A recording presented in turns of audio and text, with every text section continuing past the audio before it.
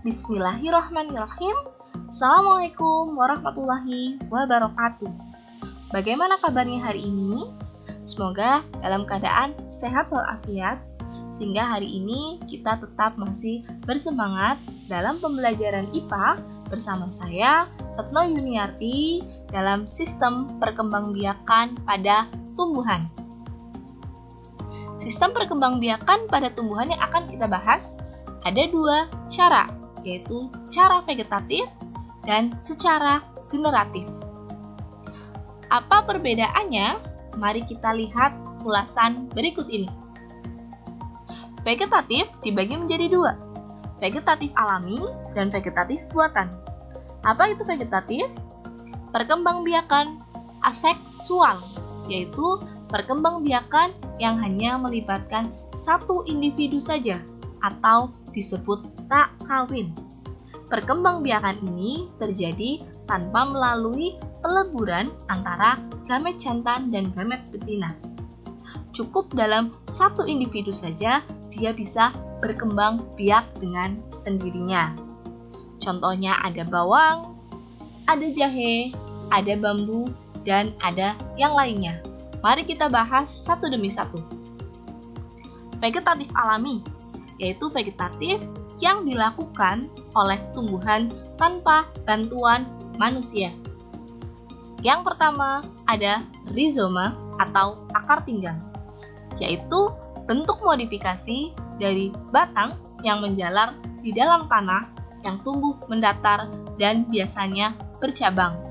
Tubuhnya berruas-ruas dan pada permukaannya melekat daun berupa sisik. Jika kalian melihat garis pada tangan kalian, itu yang disebut ruas. Contohnya ada tanaman kunyit, lengkuas, jahe, dan kencur. Jika kalian ingin menanam keempat bahan di atas, cukup dengan memberikan goresan pada salah satu ujung tanaman. Kemudian dia akan menjadi individu baru jika ditanam di media tanah ataupun yang lainnya. Stolon atau geragi, bagian batang yang menjalar di atas permukaan tanah. Pada bagian ruas-ruasnya muncul akar dan akan tumbuh menjadi individu baru. Contohnya ada tanaman pegagan dan stroberi. Umbi lapis. Lapis-lapisan daun atau susunan yang berlapis-lapis yang mengelilingi batang dan tumbuhan di dalam tanah. Memiliki bagian pangkal yang agak keras disebut cakram. Ada bawang merah, ada bawang bombay, ada tumbuhan lili, serta tumbuhan tulip. Dia berkembang biak dengan cara umbi lapis. Jika kalian ingin menanam, potong sedikit saja bagian ujung dari tanaman tersebut. Biarkan sampai ia mengeluarkan akar. Setelah siap dia mengeluarkan akar, silakan bisa ditempatkan di tempat di media air maupun tanah. Umbi batang. Bagian batang yang menggembung tubuh di dalam tanah dan ujungnya berisi cadangan makanan. Kira-kira apa yang termasuk umbi batang? Ada kentang, serta ada bengkoang. Jika kentang dan bengkoang sudah memiliki akar-akar perakaran, artinya dia siap untuk berkembang dan ditanam di tempat yang baru. Umbi akar merupakan umbi yang terbentuk dari modifikasi akar. Akar yang membesar atau menggembung dan hasil modifikasi tersebut berisi cadangan makanan.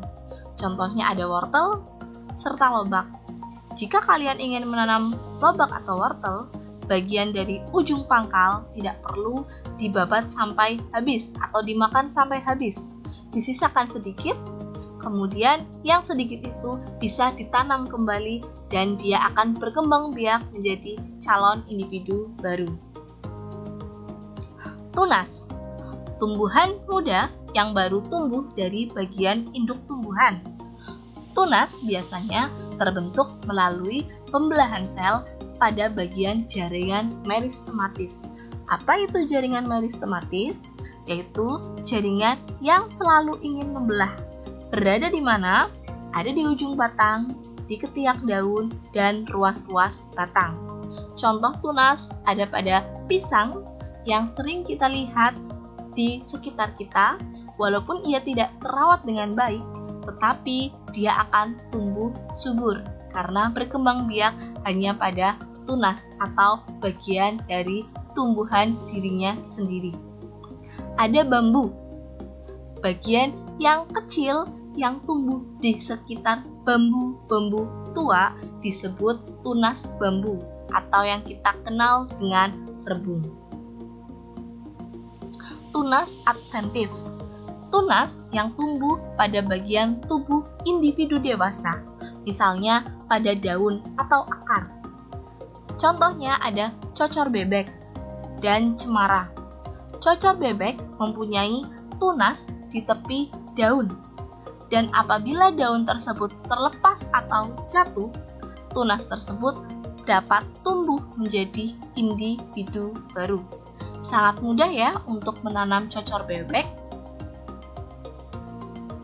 Vegetatif buatan, yaitu perkembangbiakan secara vegetatif yang membutuhkan bantuan manusia. Yang pertama ada stek, yaitu teknik perkembangbiakan tanaman dengan cara memotong bagian tanaman untuk ditanam sehingga akan tumbuh menjadi individu baru. Contohnya terdapat pada tumbuhan singkong. Tumbuhan singkong bisa dipotong bagian ujung. Kemudian bagian ujung akan ditanam di media tanah ataupun yang lainnya. Setelah ditanam, dia akan tumbuh akar-akar baru dan menjadi calon individu baru. Sansevieria, dia akan tumbuh dan ditanam sesuai dengan bagian tanaman yang digunakan, yaitu daun. Cukup dengan memotong daun sansevieria, kemudian bagian potongannya langsung ditanam di media tanah atau media yang lain. Dia akan tumbuh menjadi individu baru. Merunduk, membengkokkan atau membenamkan bagian batang atau cabang suatu tumbuhan ke dalam tanah. Jadi, cabang dari tanaman yang digunakan untuk merunduk dibenamkan ke dalam tanah. Setelah dibenamkan di dalam tanah, dia akan tumbuh akar-akar. Setelah tumbuh akar-akar, bagian yang dibenamkan dipotong, kemudian ditanam di tempat yang terpisah, dan dia akan menjadi calon individu baru.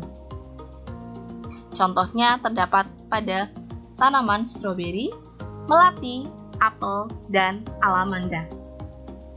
Mencangkok, membuat perakaran baru di atas permukaan tanah pada batang tanaman. Yang pertama dilakukan adalah membuat garis atau bagian yang akan dicangkok. Kemudian kulit batang yang sudah ditandai dikelupas. Biasanya dikelupas pada bagian batang atau cabang yang masih muda. Kemudian dibalut dengan tanah dan dibungkus dengan sabut kelapa atau plastik sehingga tumbuh akar-akar. Setelah tumbuh akar-akar, bagian batang tersebut akan dipisahkan. Kemudian akan ditanam di tempat yang baru. Contohnya terdapat pada apel, mangga, dan pohon nangka. Biasanya untuk mencangkok bisa dilakukan pada tanaman atau pohon yang berkayu. Contohnya tanaman dikotil. Sambung, yaitu teknik menggabungkan dua jenis batang tanaman yang sejenis. Contohnya pada singkong dan mawar. Jadi, setelah dipotong ujungnya menjadi runcing, bagian runcing dimasukkan atau disambung pada jenis tanaman yang lain.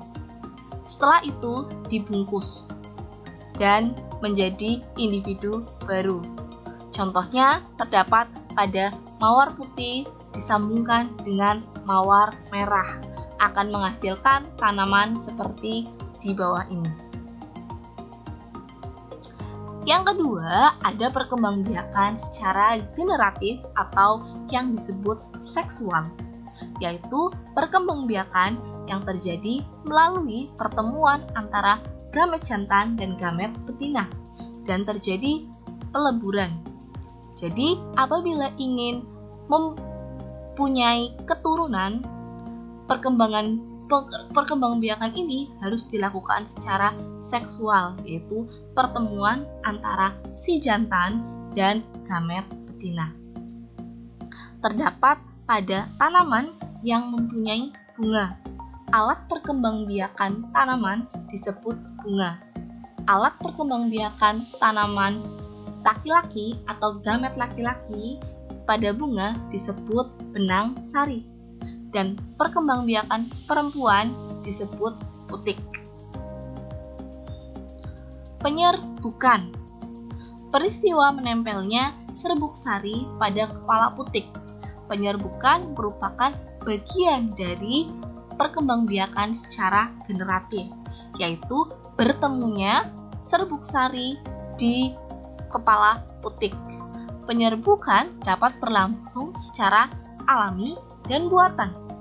Berdasarkan faktor perantaranya, ada anemogami, yaitu penyerbukan yang dibantu oleh angin.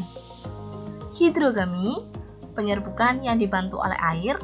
Zoidogami, dibantu oleh hewan. Dan antropogami, dibantu oleh manusia.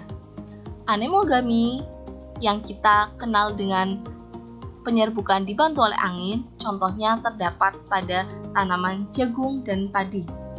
Hidrogami biasanya terdapat pada tanaman yang hidup di air, yaitu Hydrilla verticillata.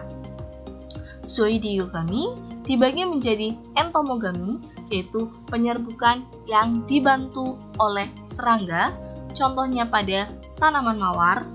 Kemudian ornitogami, yaitu penyerbukan yang dibantu oleh burung, contohnya adalah bunga yang memiliki mahkota berbentuk trompet, contohnya adalah bunga dadap. Chiropterogami, yaitu penyerbukan yang berlangsung dengan bantuan kelelawar. Penyerbukan yang dibantu oleh kelelawar merupakan bunga yang memiliki nektar dan mekar pada malam hari. Contohnya adalah tanaman kaktus. Malakogami, yaitu penyerbukan yang berlangsung dengan bantuan siput. Tumbuhan yang penyerbukannya secara malakogami memiliki bunga yang letaknya tersembunyi. Bunga yang berbentuk memanjang tanpa mahkota serta putik tersembunyi di dalam kelopak. Tumbuhan yang penyerbukannya dibantu oleh siput adalah Roedea japonica. Berdasarkan asal serbuk sari yang jatuh pada kepala putik, penyerbukan dibagi menjadi 4. Yang pertama adalah penyerbukan sendiri atau autogami. Adalah peristiwa menempelnya serbuk sari pada kepala putik bunga itu sendiri, misalnya pada bunga tumbuhan kelompok Papilionaceae. Selanjutnya ada penyerbukan tetangga atau geitonogami, yaitu peristiwa menempelnya serbuk sari pada kepala putik yang berasal dari bunga lain pada tumbuhan itu sendiri. Bunganya berbeda tetapi masih dalam satu tumbuhan. Selanjutnya adalah penyerbukan silang atau allogami, yaitu peristiwa menempelnya serbuk sari pada kepala putik yang masih berasal dari tumbuhan lain tetapi berbeda, tetapi masih sejenis. Jadi, allogami adalah tumbuhan dengan sama jenisnya tetapi berbeda tumbuhan. Jadi, ada dua tanaman yang bersebelahan dengan tanaman yang sama. Selanjutnya ada penyerbukan bastar.